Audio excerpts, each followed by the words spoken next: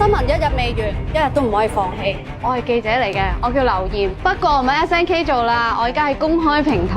咩台嚟咁未聽過嘅？快啲啦，我哋遲晒啦！記者嚟㗎。進行緊啊！如果啲採訪麻煩你去翻後面啦。你公開平台嚟嘅？係啊，唔好再跟住我。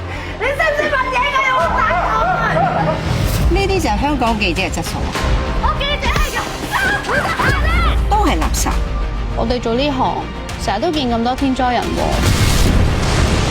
今日唔知聽日事。你可以對人失望，但你唔可以對新聞失望。喂，你做咩啊？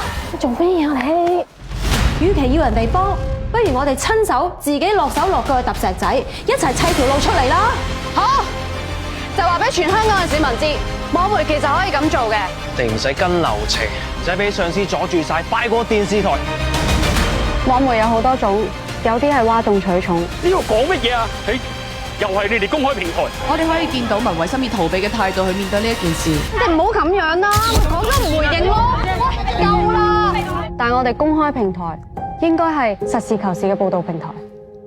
咁其實新聞唔一定係輸同贏嘅，只要件事越多人講，我哋可以播到出嚟，就越早知道真相。我哋兩個台未必冇偈傾嘅。我係張嘉賢。我係劉艷，兩台聯播特備新聞節目現正開始。